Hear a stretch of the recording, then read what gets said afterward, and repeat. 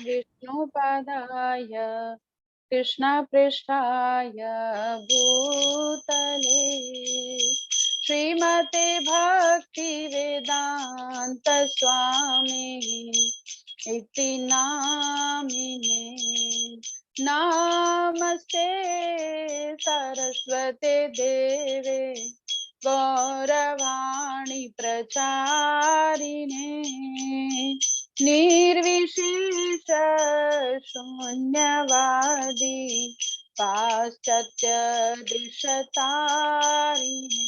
जय श्री कृष्ण चैतन्य प्रभु नित्यानंद श्री अद्वैत गदाधर श्रीवासादि गौर भक्त वृंद। हरे कृष्णा कृष्णा कृष्णा हरे हरे हरे राम राम राम हरे हरे हरे कृष्णा कृष्णा कृष्णा हरे हरे हरे राम राम राम हरे हरे हरे कृष्णा कृष्णा कृष्णा हरे हरे हरे राम राम राम हरे हरे हरे कृष्णा कृष्णा कृष्णा हरे हरे हरे राम राम राम हरे हरे हरे कृष्णा कृष्णा कृष्णा हरे हरे हरे राम राम हरे हरे हरे कृष्णा कृष्णा कृष्णा हरे हरे हरे राम राम राम हरे हरे राधा श्याम सुंदर राधा श्याम सुंदर राधे राधा दामोदर राधा दामोदर राधे। जय जय प्रभुपाद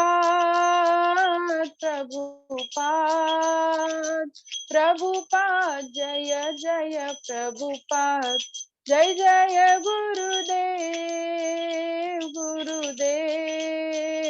गुरुदेव जय जय गुरुदेव। निताई गौर प्रेमानंदे हरि हरि बोल। ओम अज्ञानतिमिरान्धस्य ज्ञानाञ्जनशलाकया चक्षुरुन्मिलितं येन तस्मै श्रीगुरुवे नमः। श्रीचैतन्यमनोभीष्टं स्थापितं येन भूतले स्वयं रूपः कदा मह्यं ददाति स्वपदान्तिकं।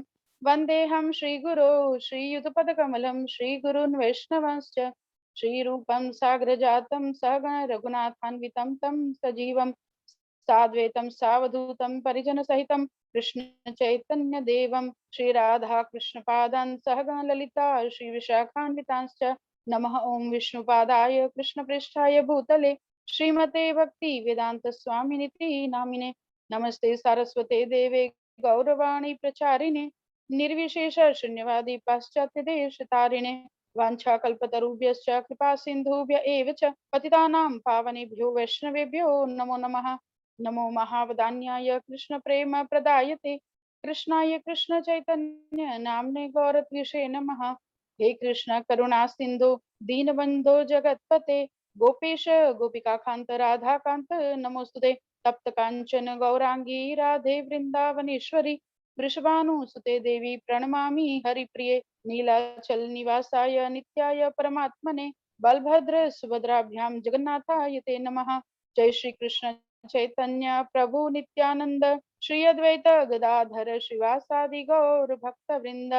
हरे कृष्णा कृष्णा कृष्णा हरे हरे, हरे राम राम राम हरे हरे।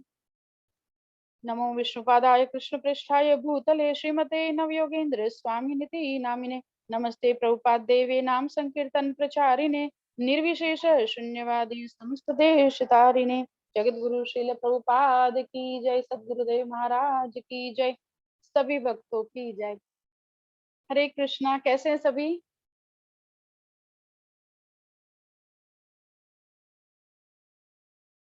भगवत गीता महात्म्य के साथ शुरू करेंगे। आप भी स्क्रीन पे देख के साथ में बोल सकते हैं।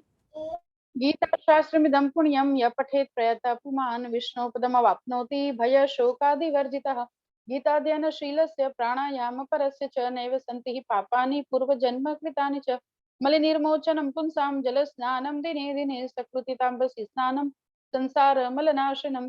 गीता सुगीता कर्तव्या किमन्ये शास्त्रविस्तरे स्वयं पद्मनाभस्य मुखपद्माद्विनिसृता भारतामृत सर्वस्वं विष्णुवक्त्राद्विनिसृतम्। गीता गंगोदकं पित्वा पुनर्जन्मन विद्यते सर्वोपनिषदो गावो दुग्धा गोपाल नंदन पार्थो वत्स सुधीर्भुक्ता दुग्धम गीतामृतम महत्। एकं शास्त्रम देवकी पुत्र गीतम एको देवो देवकी पुत्र एव एको मंत्रस्तस्य नामानि यानि कर्मापि एकं तस्य देवस्य सेवा। हरे कृष्णा कृष्णा कृष्णा हरे हरे, हरे राम राम राम हरे हरे। इति श्रीमद् भगवद गीता महात्म्य की जय। सभी का बहुत बहुत स्वागत। और आज हम शुरू करने जा रहे हैं सेकंड चैप्टर। गुरु गौरांग की कृपा से हम अभी सेकंड चैप्टर पे हैं। आप देख सकते हैं सेकंड चैप्टर का ब्रेकडाउन तक हम जा रहे हैं। फर्स्ट 6 चैप्टर्स जो हैं वो कर्म योग हैं, और उसमें फर्स्ट चैप्टर था observing army in the battlefield of Kurukshetra, 46 श्लोक का। उसके ब्रेकडाउन हम देख चुके हैं। और अभी हम second chapter contents of the Gita summarize, Gita का सार, नाम से ही पता चल रहा है कि इसमें क्या होगा। Entire Bhagavad Gita in one chapter. और एक्चुअल भगवत गीता यहाँ से 2.11 से एक्चुअल भगवत गीता स्टार्ट होने जा रही है। तो तब तक क्या है उसका वो है, तो हम देख सकते हैं प्रस्तावना है वो आगे के चैप्टर्स जो भी हैं। सेकंड चैप्टर 72 श्लोका, 1 से 10 श्लोका में है arjuna for the doubts and surrender. Hindi book का मैं साथ साथ में पढ़ते जा रही हूँ क्योंकि 1881 अपने पास हिंदी और इंग्लिश दोनों में है, जिसका पीडीएफ आपके साथ शेयर हो चुका है। तो अर्जुन की अन्य दुविधाएं और आत्मसमर्पण टाइटल है 1 से 10 श्लोका। और नेक्स्ट है 11 से 30 श्लोका का ब्रेकडाउन। ज्ञान, fight there is no death for the soul, यानी कि ज्ञान, युद्ध करो क्योंकि आत्मा के लिए मृत्यु नहीं है। तो आत्मा के सारे लक्षण बताए गए हैं 11 से 30 श्लोका में। 31 से 38 श्लोका में है कर्म कांड, fight by performing prescribed duties gain material enjoyment. कर्म कांड, युद्ध करते हुए स्वधर्म का पालन करके भौतिक सुखों को प्राप्त करो। मैं साथ में हिंदी ट्रांसलेशन भी बोलते जा रही हूँ। नेक्स्ट है फोर्थ ब्रेकडाउन, बुद्धि yoga, fight but without any reaction. 15 shloka का ये ब्रेकडाउन। बुद्धि योग, युद्ध करो पर बिना किसी प्रतिक्रिया के। और लास्ट 54 टू 72 श्लोका, 19 श्लोकों का ब्रेकडाउन। स्थित प्रज्ञ, fight become fixed in Krishna consciousness, यानी कि स्थित प्रज्ञ, युद्ध करो कृष्ण चेतना में स्थिर हो जाओ। तो देखिए contents of the Gita summarized, Gita का सार नाम से ही पता चल रहा है सेकंड चैप्टर में पूरा भगवत गीता है। तो फिर बाकी के चैप्टर्स क्यों बोले गए? वो इसलिए बोले गए क्योंकि भगवान ने बहुत सारे इंस्ट्रक्शंस एक ही चैप्टर में दे दिए। तो अर्जुन जी को तो वैसे कोई डाउट्स नहीं थे, लेकिन हम लोगों के लिए क्योंकि भगवत गीता लॉन्च हुआ है, तो अर्जुन जी अब एक एक चीजों को बार बार पूछेंगे और बहुत डिटेल में पूछेंगे, ताकि कहीं से भी हमारे लिए कोई भी कंफ्यूजन नहीं रह जाए। इसलिए थर्ड से लेके 18 नंबर चैप्टर्स तक है। तो ये जो हमारा ब्रेकडाउन है ये आपको सबको समझ में आ गया होगा। और अपना क्लास का सिस्टम ऐसा रहता है, कोशिश यही करते हैं कि एक या दो पूरे पूरे ब्रेकडाउन्स खत्म हो एक क्लास में, ताकि एक स्लॉट्स के साथ हम आगे बढ़ सके सिस्टम के साथ। लेकिन अगर कभी कोई एक्सप्लेनेशन में आगे पीछे हो जाता है और अगर कोई ब्रेकडाउन वापस रह जाता है अधूरा, तो हम नेक्स्ट क्लास में उसी ब्रेकडाउन को जो अधूरा है उसी से आगे बढ़ते हैं और कोशिश ये करते हैं कि अगर 1 घंटे की क्लास है तो हम 1 घंटे में खत्म करने का प्रयास करें। तो ये सबको पता चल गया होगा 1 से 10 श्लोका। अर्जुन जी का जो 5वां रीजन था नॉट टू फाइट, वो था इनडिसीजन, अनिर्णयात्मकता। उसके बारे में चर्चा करेंगे वो, और भगवान की शरणागति लेंगे। 11 से 30 श्लोका में भगवान आत्मा के ऊपर बताएंगे, क्योंकि ये बेस है आध्यात्मिक जीवन की शुरुआत है कि हम ये जाने कि हम ये शरीर नहीं है, हम आत्मा है। तो इसमें सारी आत्मा की क्वालिफिकेशंस बताई है और मेनली ये बताया है कि आत्मा को किसी भी स्थिति में मारा नहीं जा सकता, शरीर को किसी भी स्थिति में बचाया नहीं जा सकता। 31 से 38 श्लोक कर्मकांड के ऊपर हैं और 39 to 53 बुद्धि योगा निष्काम कर्म के ऊपर हैं और 19 श्लोक का 54 to 72 ब्रेकडाउन स्थित प्रज्ञ, fight become fix in Krishna consciousness, कर्म करने का जो कौशल्य है उसके ऊपर बात की गई है। तो उम्मीद है कि सबको ये क्लियर हुआ होगा। तो हम आगे बढ़ते हैं।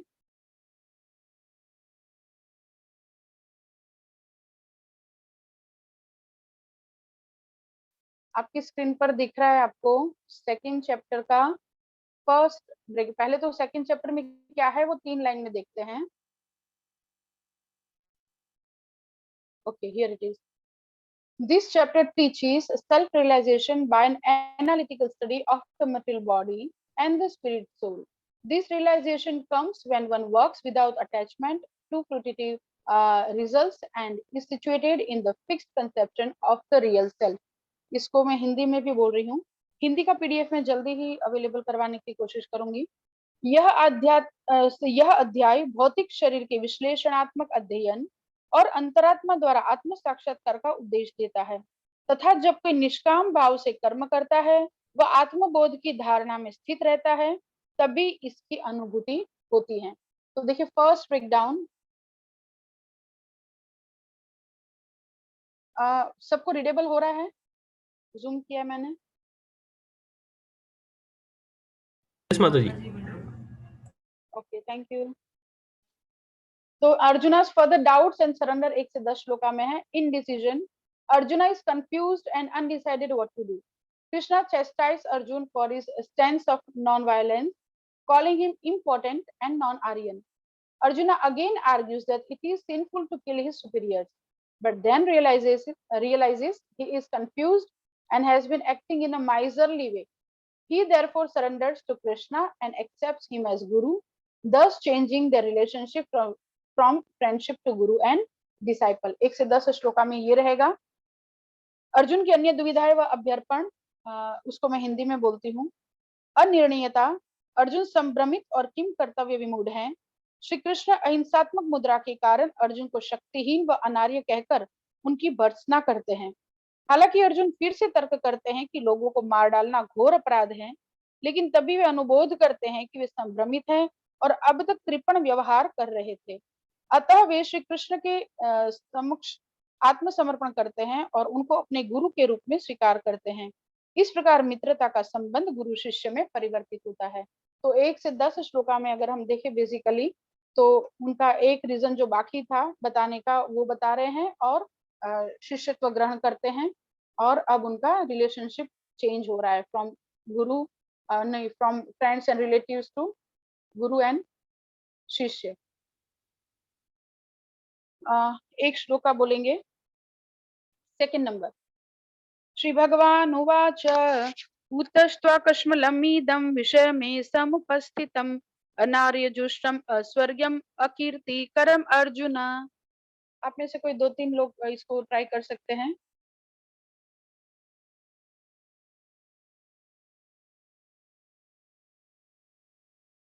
हरि बोल। आप में से जो चाहे इस श्लोका को ट्राई कर सकते हैं।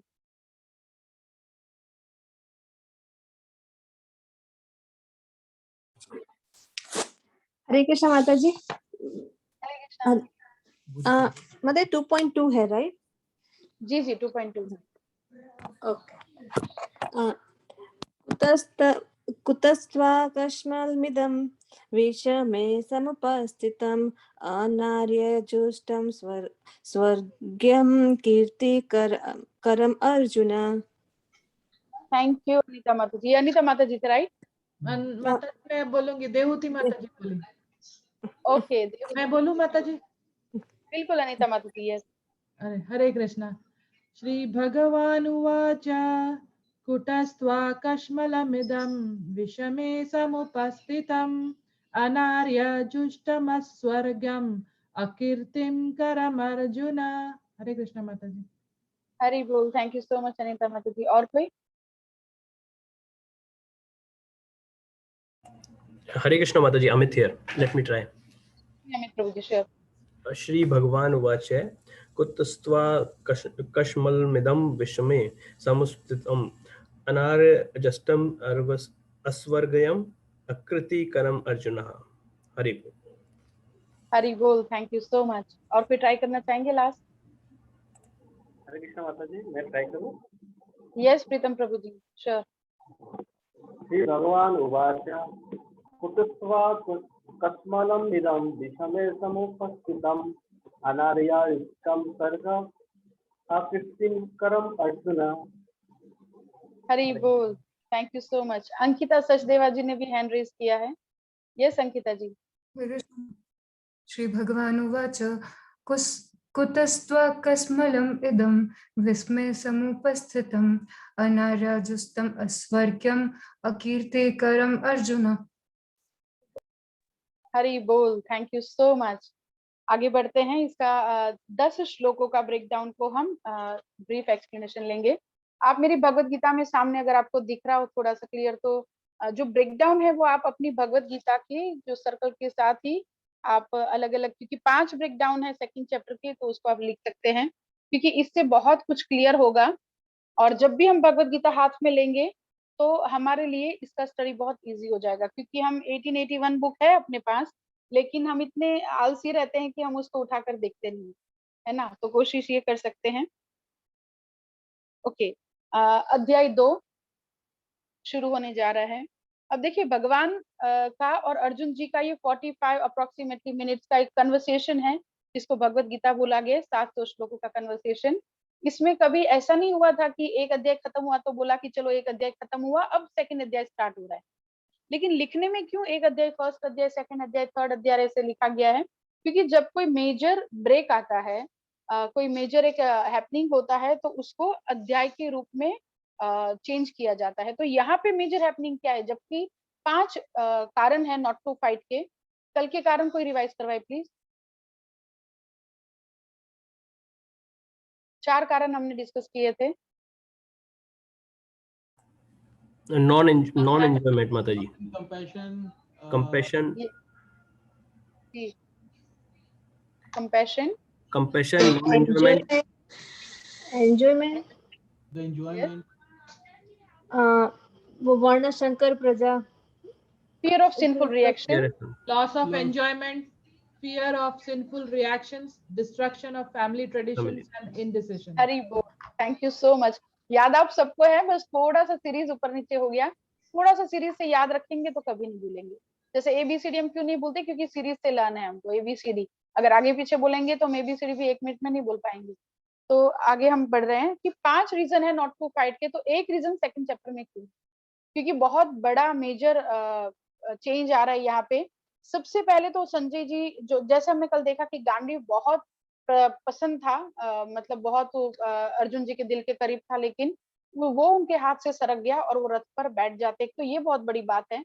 दूसरा बड़ी बात क्या हुआ कि संजय जी भगवान के भक्त हैं और उन्होंने नोटिस किया कि जब अर्जुन जी ऐसे बैठ जाते हैं, ये जब संजय जी बोलते हैं, तो धृतराष्ट्र के चेहरे पर एक हंसी सी आ जाती है, मतलब स्माइल आ जाती है कि जब अर्जुन जी अगर आउट ऑफ वॉर हो जाते हैं तो फिर हमारे लिए युद्ध बहुत आसान हो जाता है ना। दोपहर तक तो युद्ध हम जीत के घर भी आ जाएंगे, क्योंकि अर्जुन जी बहुत बड़े योद्धा थे और कौरवास की आधी सेना को अकेले अर्जुन जी ने मारा है और उसकी आधी जो सेना बची उसको, उसकी आधी को उनके ही पुत्र अभिमन्यु ने मारा है। तो उनको लगा कि अगर अर्जुन जी वॉर से बाहर हो जाते हैं तो फिर हमारे लिए युद्ध बहुत आसान हो जाएगा। लेकिन इस बात को नोटिस करके संजय जी उनको वार्न कर रहे हैं कि खुश होने की जरूरत नहीं है। मधुसूदन कृष्ण ने ये शब्द कहे, देखिए फर्स्ट श्लोका, तम तथा कृपयाविष्टम अश्रुपूर्णा कुलेक्षणम विषीदंतम इदम वाक्यम उवाच मधुसूदनः। मधुसूदन कृष्ण ने ये शब्द कहे। तो यहाँ पे मधुसूदन नाम क्यों उन्होंने लिया भगवान कृष्ण का? क्योंकि मधु नाम के राक्षस को जैसे मारा है भगवान श्री कृष्ण ने, उसी प्रकार अर्जुन जी के मन में ये जो शंका रूपी राक्षस उठ के आ रहे हैं उसको भगवान खत्म करेंगे एंड अर्जुन जो है वो वापिस से युद्ध में कार्यरत बनेंगे। तो आपको खुश होने की जरूरत नहीं है। अगर देखा जाए तो शुरू से ही संजय जी ने बहुत प्रयत्न किए कि धृतराष्ट्र को अपनी गलती का एहसास हो, लेकिन वो नहीं एहसास कर पाते हैं। तो फर्स्ट श्लोका, संजय ने कहा, करुणा से व्याप्त शोक युक्त अश्रुपूरित नेत्रों वाले अर्जुन को देखकर मधुसूदन कृष्ण ने ये शब्द कहे। तात्पर्य में एक एनालॉजी है, एक उदाहरण है। कौन सा? डूबते हुए, मैं पढ़ रही हूँ 6th या 7th लाइन हो सकती है। डूबते हुए मनुष्य के वस्त्रों के लिए करुणा मूर्खता होगी। देखिए करुणा होना अच्छी बात है, लेकिन करुणा मिसप्लेस्ड है, गलत जगह पे करुणा है। कहाँ पे है कि अर्जुन जी ने क्या सोचा कि ये सब मर जाएंगे। तो सब कैसे मरेंगे जबकि सब शरीर नहीं आत्मा है, तो आत्मा तो कभी मरती नहीं है। तो वो सबको बचाना चाहते हैं, लेकिन शरीर को तो कोई वैसे भी नहीं बचा सकता। तो भगवान यहाँ पे प्रभुपाद जी उदाहरण देते हैं कि डूबते हुए मनुष्य के वस्त्र को बचाकर जैसे हम उसको बचा नहीं सकते हैं, उसी प्रकार अर्जुन जी की जो करुणा है वो गलत जगह पे प्लेस्ड है। वो शरीर के बारे में सोच रहे हैं, शरीर को बचाने के बारे में सोच रहे हैं, जबकि जो भी उनके सामने खड़े हैं वो सब आत्मा है, शरीर नहीं है। तो आगे बताते हैं कि जो वही आगे की लाइन पढ़ रही हूँ, अज्ञान सागर में गिरे हुए मनुष्य को केवल उसके बाहरी पहनावे अर्थात स्थूल शरीर की रक्षा करके नहीं बचाया जा सकता। जो इसे नहीं जानता और बाहरी पहनावे के लिए शोक करता है वह शूद्र कहलाता है, अर्थात वह वृथा ही शोक करता है।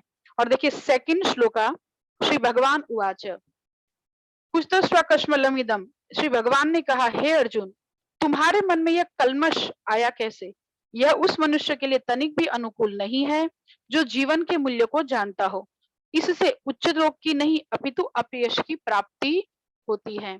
बहुत सुंदर श्लोका है, हमारे लिए बहुत बड़ा इसमें टीचिंग्स है, हमारे लिए लर्निंग है। इसमें क्या है कि जब हम बहुत दुख में होते हैं, हम रो रहे होते हैं, तो हम चाहते हैं कि कोई हमको कंसोल करे, कोई हमको पैम्पर्ड करे।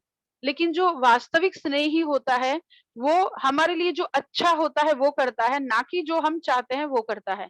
अर्जुन जी चाहते थे कि वो इतने दुखी हैं तो भगवान उनको कंसोल करे, उनको दिलासा दे, लेकिन भगवान ने देखिए बोलना ही जब शुरू किया, ऐसी स्थिति में जब अर्जुन जी एक पुरुष होते हुए रो रहे हैं, कांप रहे हैं, गांडीव हाथ से सरक गया, वो बैठ गए हैं, बहुत शोक से अभिभूत हैं, लेकिन भगवान क्या कहते हैं, तुम्हारे मन में ये कल्मश, कल्मश का अगर शुद्ध हिंदी करे तो कचरा, तुम्हारे मन में ये कचरा आया कहाँ से? तो देखिए अगर हम किसी के सही में वास्तव में हितैषी बनना चाहे तो बुरी भी बात हो अगर उनके भले में है तो हमको कह देनी चाहिए और उनके अच्छे के लिए कार्य करना चाहिए। जैसे एक हमने बात किया था, श्रेयस होता है, एक होता है प्रेयस। श्रेयस हमको लगता है हमारे लिए श्रेयस करता है, भले अभी बुरा लग रहा है लेकिन आगे जाके वो हमारे बेनिफिट में है। जैसे माँ बच्चे को पकड़ के दवाई पिला देती है, हालांकि उसकी माँ है, दुश्मन नहीं है, लेकिन उसके भले के लिए बच्चे को पकड़ के भी दवाई पिलाती है। उसी प्रकार अगर हम किसी के स्नेहीजन बनना चाहते हैं तो उनके जो अच्छे के लिए हो, जो भले के लिए हो वो करे, ना कि जो उनको अच्छा लगता हो वो करे। और उसी प्रकार से हम अपने जीवन में भी ऐसे स्नेहीजनों को स्थान दे जो हमें समय आने पर डांट भी सके। तो इस प्रकार से भगवान डांट देते हैं और क्या बोलते हैं कि तुम आर्य हो और आर्य के लिए कभी भी अनुकूल नहीं है। तो देखिए सबसे पहले तात्पर्य में प्रभुपाद ने लिया है डिफरेंट गॉड रियलाइजेशन, ब्रह्मेति परमात्मेति भगवान इति शब्दते, ये श्रीमद् भागवतम का श्लोक है, उसका तात्पर्य उसी के नीचे है। परम सत्य का ज्ञाता परम सत्य का अनुभव ज्ञान की 3 अवस्थाओं में करता है और ये सब अवस्थाएं एक रूप हैं। ये ब्रह्मा, परमात्मा, एक मिनट, हाँ इसका बैटरी डाउन हो रहा है, मैं इसको थोड़ा चार्जिंग में लगा दूं।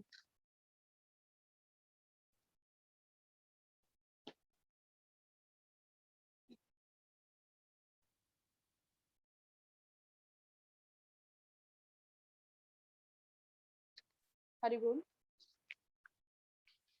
तो भगवान की यहाँ पे 3 अवस्थाओं में जो गॉड रियलाइजेशन होता है, यहाँ पे उसकी बात की गई है कि परमात्मा के रूप में भगवान हम सभी के हृदय में है, और भगवान के रूप में पूर्ण अनुभूति है, और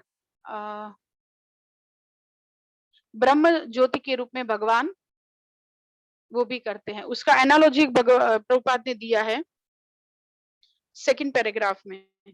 यह 3 दिव्य पक्षों को सूर्य के दृष्टांत द्वारा समझाया जा सकता है। आपकी स्क्रीन पर दिख रहा है, क्योंकि उसके भी 3 भिन्न भिन्न पक्ष होते हैं, यथा धूप यानी कि प्रकाश, सूर्य की सतह तथा सूर्यलोक स्वयं।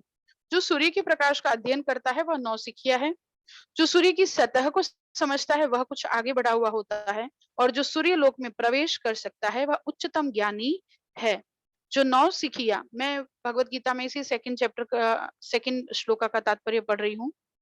जो नौसिखिया सूर्य प्रकाश, उसकी विश्व व्याप्ति तथा उसकी निर्विशेष प्रकृति के अखंड तेज के ज्ञान से ही तुष्ट हो जाता है, वह उस व्यक्ति के समान है जो परम सत्य के ब्रह्म रूप को ही समझ सकता है। तो सनशाइन किसके प्रकार है? ब्रह्म रूप को समझना, ब्रह्म ज्योति। जैसे कुछ लोग बोलते हैं कि भगवान एक लाइट है, तो भगवान ब्रह्म ज्योति भी है, लेकिन भगवान ब्रह्म ज्योति ही नहीं है, क्योंकि उससे भी आगे एक रियलाइजेशन है, और वो है जो व्यक्ति कुछ अधिक जानकार है वह सूर्य के गोले के विषय में जान सकता है, जिसकी तुलना परम सत्य के परमात्मा स्वरूप से की जाती है। परमात्मा रूप में क्षीरोदक शाही विष्णु हम सभी के हृदय में है। वो सन ग्लोब से उसकी रूपक दिया गया है, और जो व्यक्ति सूर्य लोक के अंतर में प्रवेश कर सकता है उसकी तुलना उससे की जाती है जो परम सत्य के साक्षात रूप की अनुभूति प्राप्त करता है। तो सन गॉड, जो एक्चुअल सन गॉड है, वो उस अनुभूति का है। तो ये पूर्ण अनुभूति है, और उसी को ही भगवान के विषय में भी बताया गया है। देखिए, ब्रह्म ज्योति दैट इज ब्रह्मन, परमात्मा दैट इज परमात्मा के रूप में जो हमारे हृदय में है भगवान, और स्वयं भगवान जिसके साथ हमारा लविंग एक्सचेंज, लविंग रेसिप्रोकेशन हो सकता है। तो इस प्रकार से भगवान की 3 अवस्थाएं हम समझ सकते हैं, और क्योंकि आप सब लोग भक्ति से जुड़े हुए हैं तो इसको मुझे लगता है फर्दर एक्सप्लेनेशन की जरूरत नहीं है। तो आगे बढ़ते हैं। इसमें आगे भगवान, संस्कृत शब्द भगवान की व्याख्या व्यासदेव के पिता पराशर मुनि ने की है। भग यानी षड ऐश्वर्य, और उसको वान जैसे गाड़ीवान, जिसके पास गाड़ी है गाड़ीवान, धनवान जिसके पास धन है वो धनवान, और भगवान जिसके पास 6 ऐश्वर्य भग है, वो 6 ऐश्वर्य क्या है? समस्त धन, शक्ति, यश, सौंदर्य, ज्ञान तथा त्याग से युक्त हैं, वो भगवान श्री कृष्ण है। तो इस प्रकार से देखिए कितना धन भगवान का। आज हम ये बोल सकते हैं कि ये शरीर में, ये शहर में 2 बंगलों मेरे हैं, या शहर पूरा मेरा है, लेकिन कोई ये नहीं कह सकता कि पूरी पृथ्वी या पूरे ब्रह्मांड के ब्रह्मांड मेरे हैं। उसी प्रकार से भगवान ये कह सकते हैं, ईशावास्यमिदं सर्वं यत्किंचन जगत्याम तत्। एक सेकंड, हरे कृष्णा। एकदम बढ़िया। आपको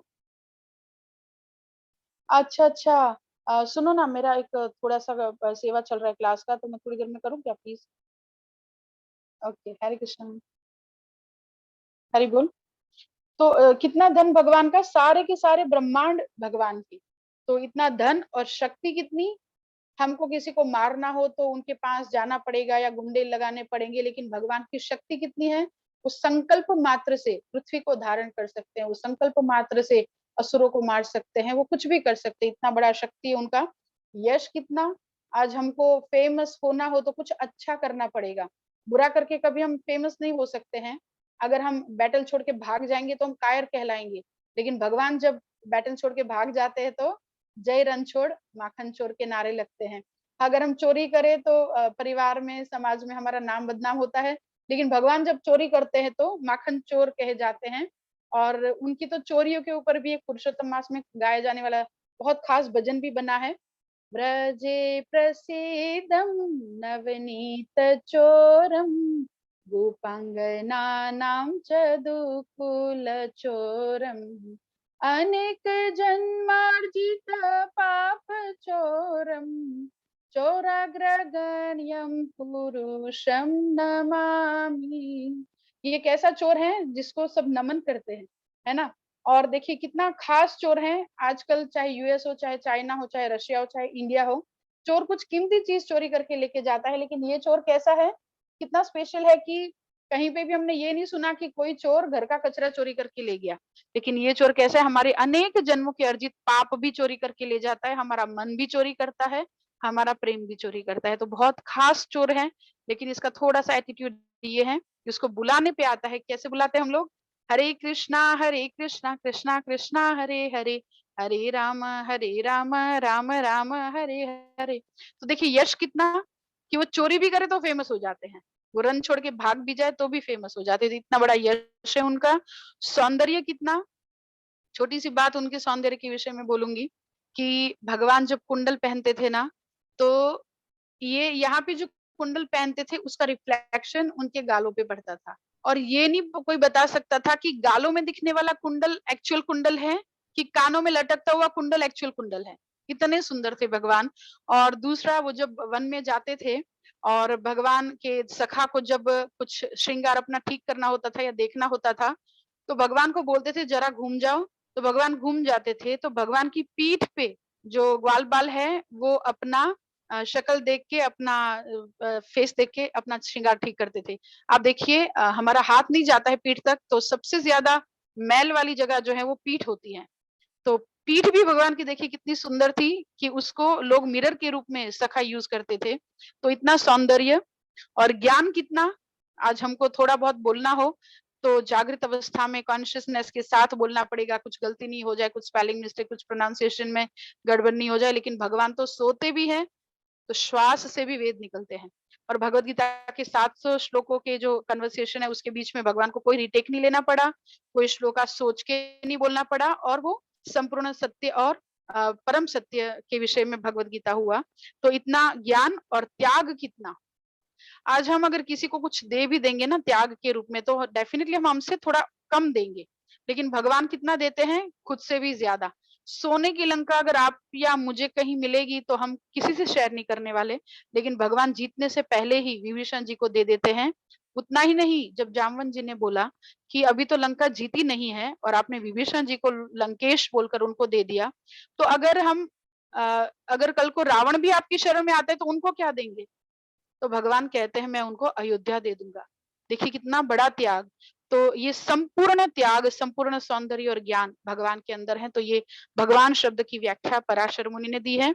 और तीसरे और उनको वो अनार्य कह के संबोधित करते हैं, लास्ट पैराग्राफ में है, जिन पुरुषों को भौतिक बंधन से मुक्ति का कोई ज्ञान नहीं होते हैं वे अनार्य कहलाते हैं। और भगवान यहाँ पे इस श्लोका में क्या बोलते हैं कि तुम अनार्य के जैसे बिहेवियर कर रहे हो, क्योंकि आर्य जो होता है, आपने देखा होगा कि रामायण महाभारत की सीरियलों में हे आर्य करके स्त्री अपने पति पुरुष को बुलाते हैं।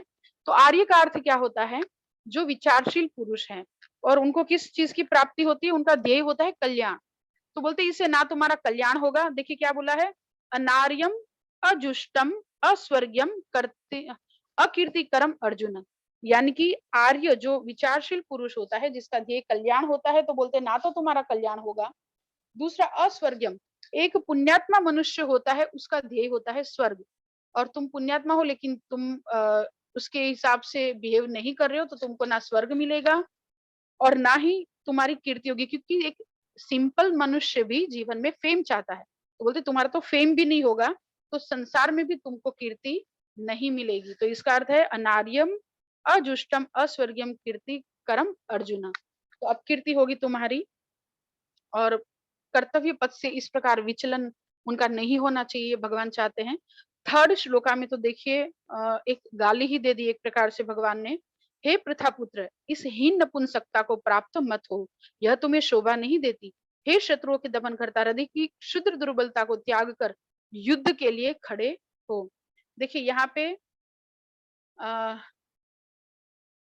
पार्थ क्यों बोला भगवान ने अर्जुन जी को, वो याद दिला रहे हैं कि तुम्हारी माता एक स्त्री होकर भी देखिए कितनी कठिनाइयों से निकली और कितनी मजबूत होकर खड़ी है, और तुम एक शूद्र की हृदय दुर्बलता को प्राप्त हो रहे हो।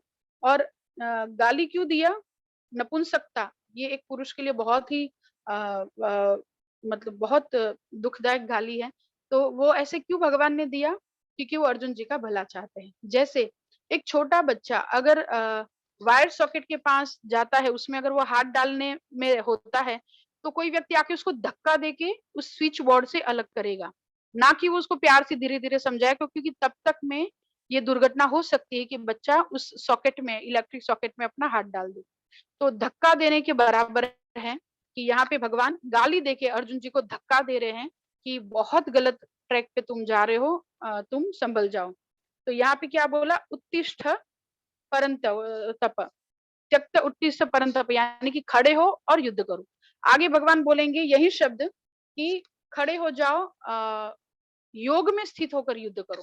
तो जैसे जैसे उनका मेंटल लेवल बढ़ेगा, उस प्रकार से भगवान अपनी इंस्ट्रक्शंस को भी बढ़ाएंगे। और यहाँ पे जो है हाईएस्ट 38 टाइम पार्थ शब्द बोला है, क्योंकि भगवान को अर्जुन जी का पार्थ नाम बहुत ज्यादा पसंद था, इसलिए पूरी भगवत गीता में हाईएस्ट 38 टाइम पार्थ शब्द यूज हुआ है। और कौंतेय सेकंड हाईएस्ट, क्योंकि कुंती के पुत्र हैं वो, इसलिए कौंतेय 24 टाइम यूज हुआ है। और आगे बताते हैं, तात्पर्य में प्रभुपाद लिखते हैं सेकंड पैराग्राफ, फर्स्ट पैराग्राफ की सेकंड लाइन, यदि क्षत्रिय पुत्र लड़ने से मना करता है तो वह नाम का क्षत्रिय है, और यदि ब्राह्मण पुत्र अपवित्र कार्य करता है तो वह नाम का ब्राह्मण है। ऐसे क्षत्रिय तथा ब्राह्मण अपने पिता के अयोग्य पुत्र होते हैं, अतः कृष्ण नहीं चाहते थे कि अर्जुन अयोग्य क्षत्रिय पुत्र कहलाएं। तो गाली भी दी है तो उनके भले के लिए दी है। और आगे बताते हैं 4 नंबर श्लोका, अर्जुन उवाच। अब अर्जुन जी सोचते हैं कि शायद भगवान अभी समझे नहीं है कि मैं किस ट्रॉमा से गुजर रहा हूँ, मैं कितना कंफ्यूज्ड हूँ, और शायद भगवान समझे नहीं है, तो मैं वापस से समझाता हूँ। तो अर्जुन जी जो उनका बाकी का रीजन है वो बताते हैं। अर्जुन ने कहा, हे शत्रुहंता, हे मधुसूदन, मैं युद्ध भूमि में किस तरह भीष्म तथा द्रोण जैसे पूजनीय व्यक्तियों पर उलटकर मार चलाऊंगा। देखिए एक ही श्लोका में 2 संबोधन किए भगवान को, मधुसूदन और अरिसूदन। अरिसूदन होता है शत्रु के दमन करता, मधुसूदन होता है मधु नाम के राक्षस को मारने वाले। तो बोलते आपने तो राक्षसों को मारा, आपने तो शत्रुओं को मारा, मुझे भी बोलिए, मैं भी राक्षसों को मारूंगा, क्षत्रियों को मारूंगा, लेकिन आप तो मुझे विष्णु पितामह ऐसे पूजनीय व्यक्तियों पर बाण चलाने को बोल रहे हैं, जिसके साथ बोल के भी युद्ध नहीं करना चाहिए, बोल के भी उनको दुख नहीं पहुंचाना चाहिए। तो ये कैसे पॉसिबल होगा? देखो जैसे भगवान कृष्ण ने क्या बोला, कुतः, सेकंड श्लोका में बोला था कुतः, यानी कहां से आया तुम्हारे अंदर ये हृदय दौर्बल्य। तो अर्जुन जी सामने काउंटर क्वेश्चन कर रहे, कथम, क्यों नहीं आए मेरे मन में ये प्रश्न, क्योंकि आपने तो शत्रुओं को मारा, मुझे गुरुजनों को मारने के लिए बोल रहे हैं। और उनको पूजनीय क्यों यहाँ पे बताया गया, क्योंकि विष्णु पितामह और द्रोणाचार्य जैसे वयोवृद्ध उनके जो वेल विशर्स हैं, हालांकि उभय मतलब दूसरे पक्ष से लड़ रहे हैं, अपोजिट आर्मी से, लेकिन उन्होंने सबने खुद कैसे मरेंगे इसका सीक्रेट पांडवास को बता दिया था। ये इतने महान है, इसलिए उन्होंने उनको पूजनीय बताया है। और तात्पर्य में देखिए प्रभुपाद लिखते हैं थर्ड लाइन में कि गुरुजनों से तो वाक युद्ध यानी कि बोल के भी युद्ध नहीं करना चाहिए, तो मैं किस प्रकार उनके ऊपर बाण चलाऊंगा। क्या कृष्ण कभी अपने पितामह नाना उग्रसेन या अपने आचार्य सांदीपनि मुनि पर हाथ चला सकते थे? तो इस प्रकार से अर्जुन जी आर्ग्यूमेंट करते हैं। 5 नंबर श्लोका, ऐसे महापुरुषों को जो मेरे गुरु हैं उन्हें मारकर जीने की अपेक्षा इस संसार में भीख मांगकर खाना अच्छा है। भले ही वे सांसारिक लाभ के इच्छुक हो, किंतु है तो गुरुजन ही। यदि उनका वध होता है तो हमारे द्वारा भोग्य प्रत्येक वस्तु उनके रक्त से सनी होंगी। ये देखिए एक अच्छे शिष्य होने के नाते अर्जुन जी ये आर्ग्यूमेंट कर रहे हैं। लेकिन एक कहावत है, नमन नमन में फेर है, बहुत नमे नादान, यानी कि यहाँ पे जो नमन है अर्जुन जी का, वो नादानी की निशानी है। देखिए प्रभुपाद क्या कह रहे हैं, फर्स्ट लाइन, शास्त्रों के अनुसार ऐसा गुरु जो निंद्य कर्म में रत हो और जो विवेक शून्य हो त्याज्य है। अर्जुन जी ने क्या बोला कि इनको मारने की अपेक्षा जीवन में भीख मांग कर खाना अच्छा, क्योंकि क्षत्रिय are the ruler, they are about to rule, not to beg. वो भीख मांगने के लिए नहीं है क्षत्रिय लोग। लेकिन फिर भी जैसे भगवान ने पूछा कि अच्छा तुमको राज्य नहीं चाहिए, तुम राज्य के लिए कुछ करना नहीं चाहते हो, लड़ाई करना नहीं चाहते हो, लेकिन फिर तुम्हारा जीवन यापन कैसे चलेगा? तो अर्जुन जी रिप्लाई कर रहे हैं कि मैं भीख मांग कर खा लूंगा, लेकिन मैं इनके खिलाफ नहीं जाऊंगा। जबकि देखिए तात्पर्य में प्रभुपाद कहते हैं कि भले गुरुजन हो लेकिन गलत हैं तो उसको हम छोड़ सकते हैं। आप में से कोई एग्जाम्पल बता सकते हैं कि किसी ने अपने गुरु को छोड़ा हो अपने पुराणों में से, इतिहास में से?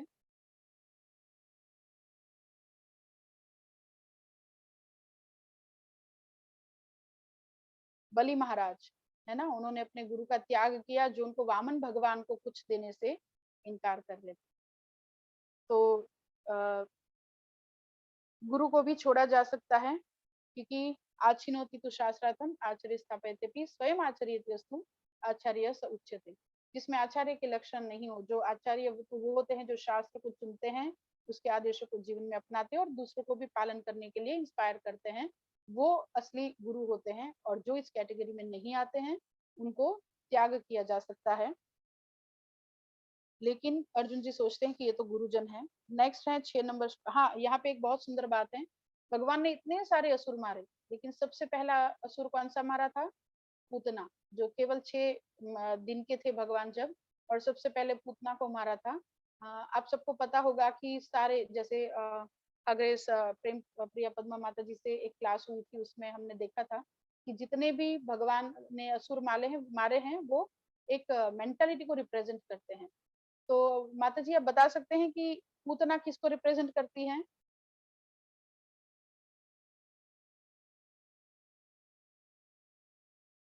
अयुदय माता जी? अपने बुरे विचारों को या बुरी नहीं। मेंटालिटी को? नहीं, आपने गैस किया उसके लिए थैंक यू। हरे कृष्ण। प्रेम प्रिया पद्मा माता जी थे उस क्लास में जब हमने ये लिया था, इंडिया में ये क्लास थी और उसमें माता जी ने ज्वाइन किया था। हरे कृष्ण माता जी, दंडवत प्रणाम। हरे कृष्ण, प्रणाम। यस माता जी पूतना किसको रिप्रेजेंट करती है? आपको अगर याद हो तो बोल सकते हैं।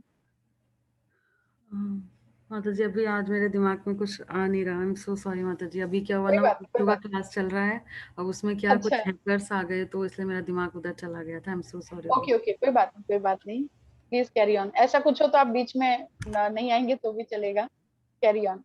ओके, तो पूतना रिप्रेजेंट करती है सुडो गुरु, PSUDO, सुडो गुरु, यानी कि ढोंगी गुरु, है ना। तो जीवन में जब तक ढोंगी गुरु हैं जो हमको गलत इंस्ट्रक्शंस देंगे, चाहे वो शिक्षा गुरु हो चाहे वो दीक्षा गुरु हो, तो वो त्याज्य हैं। भगवान ने उसका वध कर दिया, यानी कि जब गलत गुरु को जीवन में से हटाएंगे तो सही पथ पर हम चल पाएंगे।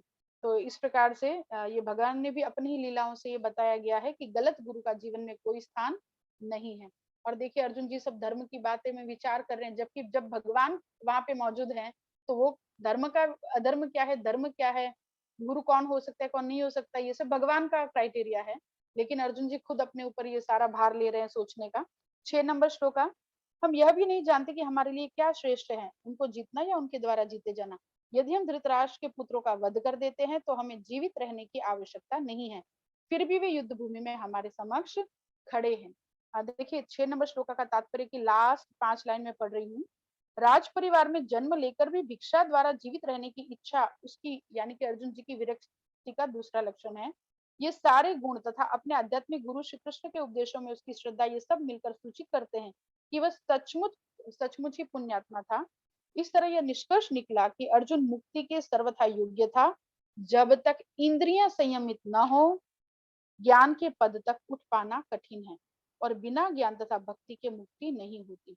अर्जुन अपने भौतिक गुणों के अतिरिक्त इन समस्त देवी गुणों में भी दक्ष था, और इसीलिए भगवान के समक्ष वो खड़े हैं और उनको भगवत गीता मिलने वाली है। तो सबसे पहले इंद्रियों पर संयमन, जो उपदेशामृत में भी श्री रूप गोस्वामी ने कहा कि सबसे पहले इंद्रियों पे नियंत्रण, उसके बाद गोस्वामी बनना है, उसके बाद शुद्ध भक्त बनना है और अपने मनुष्य जीवन को सफल करना है। ये 4 उपदेशों के ऊपर उपदेशामृत कार्य करता है, जो प्रभुपाद ने भी आमुख में बोला है कि हमको पहले इंद्रियों को नियंत्रण करना है, सेकंड हमको शुद्ध भक्त गोस्वामी बनना है, थर्ड हमको शुद्ध भक्त बनना है, और फोर्थ हमको मनुष्य जीवन को सफल करना है। 7 नंबर श्लोका, अब मैं अपनी कृपा दुर्बलता के कारण अपना कर्तव्य भूल गया हूँ और सारा धैर्य खो चुका हूँ। ऐसी अवस्था में मैं आपसे पूछ रहा हूँ कि जो मेरे लिए श्रेयस्कर हो उसे निश्चित रूप से बताएं। अब मैं आपका शिष्य हूँ और आपका शरणागत हूँ, कृपया मुझे उपदेश दे। तो यहाँ पे देखिए उन्होंने बताया कि अब हमको ये भी नहीं पता कि जीते जाना हमारे लिए अच्छा है कि उनके द्वारा जीते जाना या हमारा जीतना। तो इस प्रकार से हम कंफ्यूज्ड भी हैं।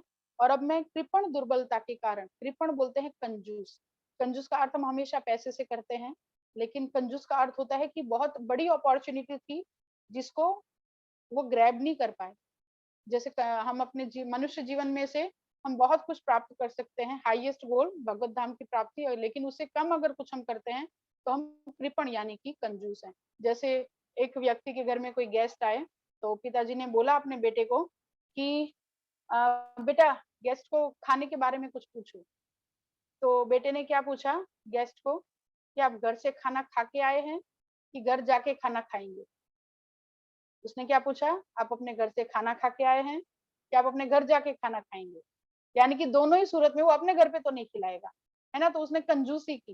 लेकिन देखिए थोड़ा सा खाना या थोड़े से पैसे बचाने के चक्कर में उसने पुण्य जो उसको मिल सकता था कि गेस्ट को अतिथि देवो भव, यानी कि गेस्ट की आगता स्वागता करने का जो उसको पुण्य मिल सकता था, उससे वो वंचित हो गया। तो इस प्रकार से हम भी इस मनुष्य जीवन को लेकर अगर कृपण है तो हमको गुरु की शरण में जाना चाहिए। इसमें तात्पर्य में बताया गया है 4th लाइन, ये उलझने यानी कि जीवन की उलझने दावाग्नि के समान है जो किसी के द्वारा लगाए बिना ही भभक उठती है। यानी कि हमारे जीवन में जो प्रॉब्लम्स है वो कोई लगाने नहीं आया था। जैसे दावाग्नि यानी कि जंगल की अग्नि, जंगल की अग्नि के साथ क्यों रिजेंबल किया है, क्योंकि जंगल में दो लकड़ियां आपस में टकरा के ही आग लग जाती है, कोई वहां पे माचिस लेके आग नहीं लगाने गया। उसी प्रकार हमारे जीवन में अपने आप ही दुख आ जाते हैं, हालांकि कोई देने नहीं आया दुख। तो ये सब उलझने का सॉल्यूशन कहाँ है, समझने तथा उसका, अतः वैदिक वाग्मय उपदेश देता है कि जीवन की उलझनों को समझने तथा उनका समाधान करने के लिए हमें परंपरागत गुरु के पास जाना चाहिए, यानी आध्यात्मिकता की शरण लेनी चाहिए। स्पिरिचुअलिटी की हमको लग सकता है कि मेरे तो प्रॉब्लम्स भौतिक हैं, मटेरियलिस्टिक हैं, स्पिरिचुअलिटी में उसका सॉल्यूशन कैसे मिलेगा। तो ये ऐसा है कि हमारे हाथ अगर डर्ट से लगे हुए हैं तो डर्ट को डर्ट से नहीं धो सकते, उसके लिए साफ पानी साबुन चाहिए। उस प्रकार से मटेरियल प्रॉब्लम्स को स्पिरिचुअलिटी से धोया जा सकता है। और एक्चुअल प्रॉब्लम्स क्या है, देखिए यहाँ पे लिखा है कि आखिर भौतिक उलझनों में कौन सा व्यक्ति पड़ता है, वह जो जीवन का की समस्याओं को नहीं समझता। What is the actual problem, रोटी कपड़ा और मकान एक्चुअल प्रॉब्लम नहीं है, क्योंकि मकान वाले भी सुसाइड कर रहे हैं, रोटी जिसको मिल रही है वो भी सुसाइड कर रहे हैं। तो what is the actual problem, तो एक्चुअल प्रॉब्लम की 3 क्राइटेरिया है, 3 लक्षण है। पहला लक्षण है इक्वल टू ऑल, सबके लिए समान है।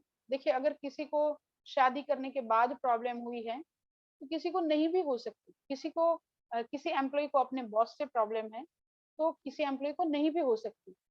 किसी के लिए पैसा प्रॉब्लम है कि बहुत सारा पैसा है, कहाँ डाले, बहुत डर लगता है चोर ले जाएगा, पुलिस रेड कर देगी, इनकम टैक्स वाले। तो जिसके पास पैसा है ही नहीं उसके लिए वो प्रॉब्लम नहीं है। तो जो सबके लिए समान है वो प्रॉब्लम का एक लक्षण है कि इक्वल टू ऑल। दूसरा लक्षण है नोबडी वांट्स इट। अब जैसे कोई बोलेगा कि सर्विस में बॉस का बहुत त्रास रहता है तो ये अवॉइडेबल है, तो आप अपना बिजनेस कर सकते हैं। और किसी को लगता है कि शादी के बाद प्रॉब्लम होती है तो आप कवारे रह सकते हैं। किसी को लगता है कि शायद यूएस में बहुत प्रॉब्लम्स है तो वो यूएस छोड़ के इंडिया रह सकते हैं। तो ये अवॉइडेबल नहीं है, नोबडी वांट्स इट और nobody can avoid it. Avoid भी किया जा सकता है तो वो प्रॉब्लम नहीं है, अगर अवॉइड नहीं होता है तो वही प्रॉब्लम है। तो अगर इस रूप में देखा जाए तो एक्चुअल प्रॉब्लम्स है जन्म, मृत्यु, जरा यानी बुढ़ापा और व्याधि यानी कि प्रॉब्लम्स, बीमारियां, क्योंकि ये सब इक्वल टू ऑल है। चाहे अमीर हो, चाहे गरीब हो, चाहे सुंदर हो, चाहे बदसूरत हो, चाहे यूएस का हो, चाहे इंडिया का हो, वो उसको मृत्यु आती है, उसको बुढ़ापा भी आता है, उसको बीमारी भी आती है। एंड नोबडी वांट्स इट, हम में से कोई मृत्यु नहीं चाहेगा, हम में से कोई बुढ़ापा नहीं चाहेगा। अब जैसे किसी को बहुत पैसा प्रॉब्लम लगता है तो कोई बोलेगा हाँ हमको तो ऐसी प्रॉब्लम अच्छी लगती है, हमको आके दे दो, है ना। तो इस प्रकार से नोबडी वांट्स इट, एक्चुअल समस्या किसी को नहीं चाहिए और वो है बुढ़ापा, बीमारियां और मृत्यु। और नोबडी कैन अवॉइड इट, उसको अवॉइड नहीं किया जा सकता। अगर बॉस से प्रॉब्लम है तो यू कैन अवॉइड इट कि मत करो नौकरी, खुद का बिजनेस कर लो। शादी से प्रॉब्लम लगती है स्पाउस से तो रिमेन ब्रह्मचारी, कोई बात नहीं। लेकिन इसको अवॉइड नहीं किया जा सकता। तो हम चाह कर भी मृत्यु को नहीं टाल सकते, बुढ़ापे को नहीं टाल सकते, जन्म भी नहीं टाला जा सकता। तो these are the actual problems.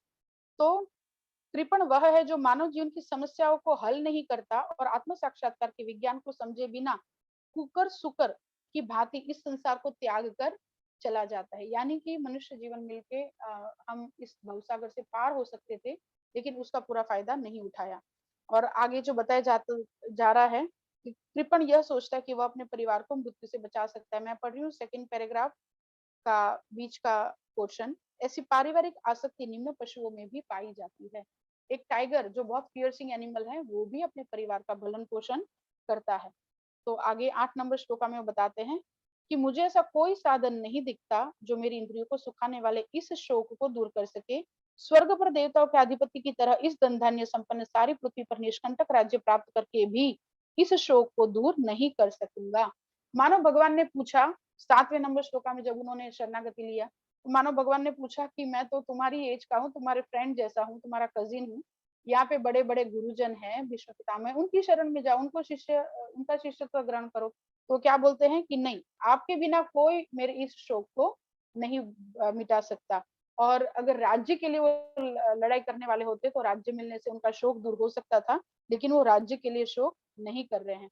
और दूसरा, अभी कृष्ण भगवान ने कोई रिप्लाई नहीं किया कि हाँ मैं तुमको एज ए शिष्य स्वीकार करता हूँ, क्योंकि वो कंप्लीट शरणागति चाहते थे। आगे का श्लोक है 9 नंबर श्लोका। संजय ने कहा, इस प्रकार कहने के बाद शत्रुओं का दमन करने वाला अर्जुन कृष्ण से बोला, हे गोविंद, मैं युद्ध नहीं करूंगा, और चुप हो गया। गोविंद का मतलब होता है the knower of all Vedas and lord will make Arjun accept his dharma to fight, इसलिए यहाँ पे गोविंद शब्द यूज हुआ। और 9 नंबर श्लोका में वो क्या बोलते हैं कि मैं युद्ध नहीं करूंगा, और चुप हो गया।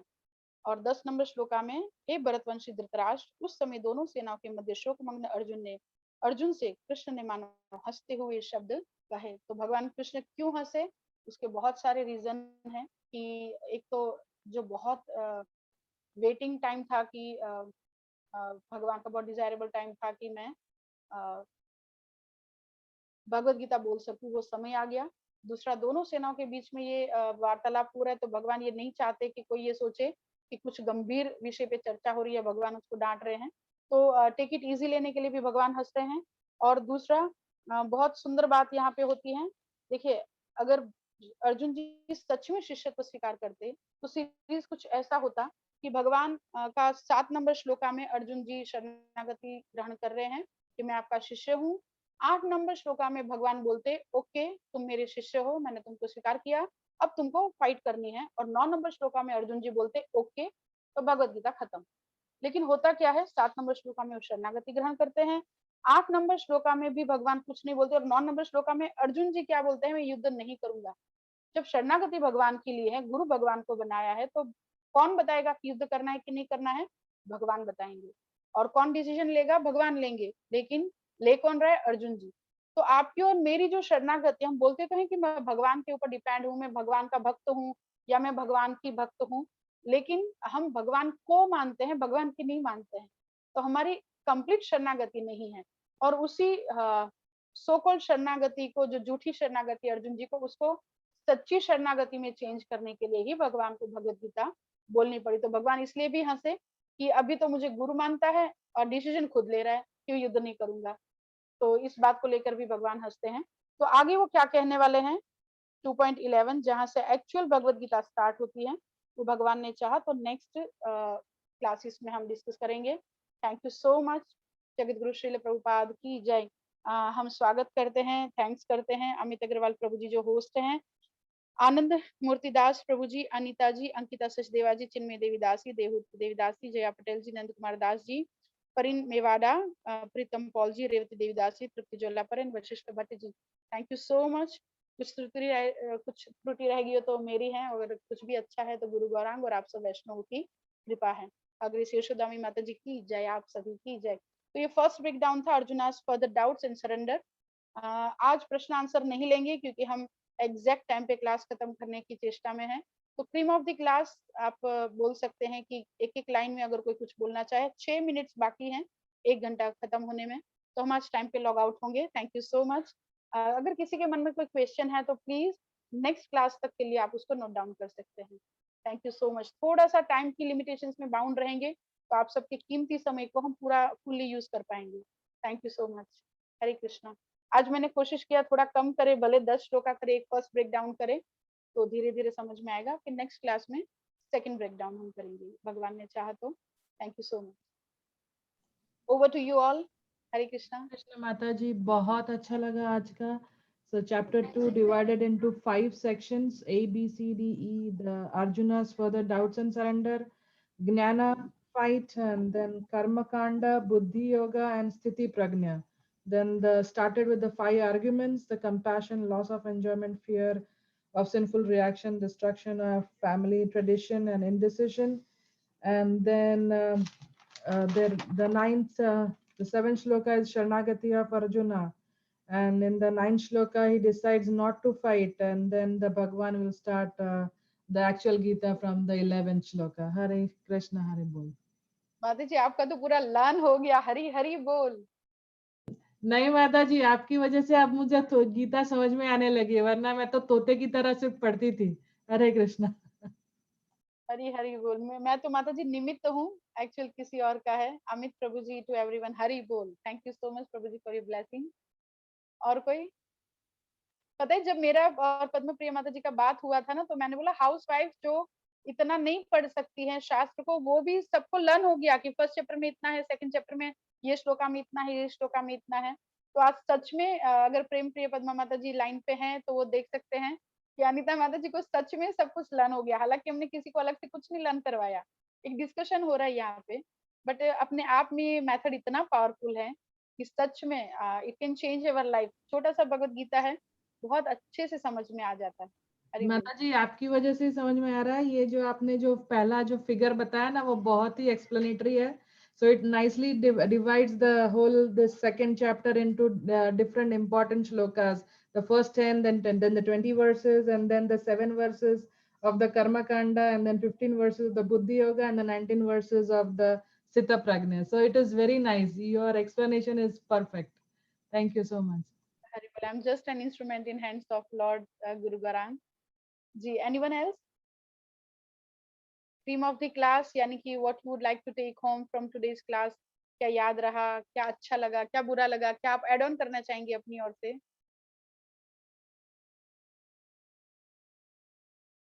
और कोई भी बोल सकते हैं, 4 मिनट बाकी है।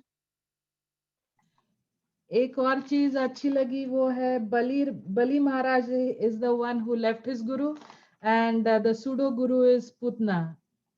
हरे Krishna. Putana represent mentality of pseudo guru, यानी कि जीवन में गलत गुरु हैं तो उसको हटाइए, सही गुरु को लाइए ताकि हमारा मनुष्य जीवन सफल हो सके। थैंक यू सो मच माता जी। हरे कृष्ण और भी माता जी। सब ट्राई कर। हरि बोल अमित प्रभु जी। जी Mataji, I like the way where you told us about the actual problems of the life and explanation around them, why they are the actual problems. Because you know that everybody's actual problem is roti, kapda, and makan, but that is not the actual problem. Actual problem, what you said, the 4, that is I like best, and the explanation around them actually, that was very good. Hari bol Mataji. Thank you very much, Mataji. Hari bol. Thank you so much for your blessings Prabhu ji. और कोई? I miss Nand Prabhu ji and His Grace Hari Leela Prabhu ji. वो सब शायद इस time पे busy होते हैं। Please convey my regards to them, my dandavat to them. Nand Kumar प्रभु जी हैं कॉल में माताजी। Okay, प्रभु जी प्लीज कुछ आशीर्वचन बोलिए ना।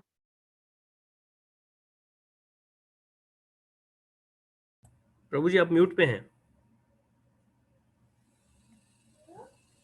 आपका क्लास मैंने मिस किया था, आगे का क्लास मिस किया था, इसीलिए Okay. आपका जो वो आपका जो है ना, वो मेरे पास नहीं है, वो कॉपी उसकी होगी तो जरा ज्यादा पता चलेगा जो आपने बताया। वो क्लास मेरा मिस हुआ था आगे का।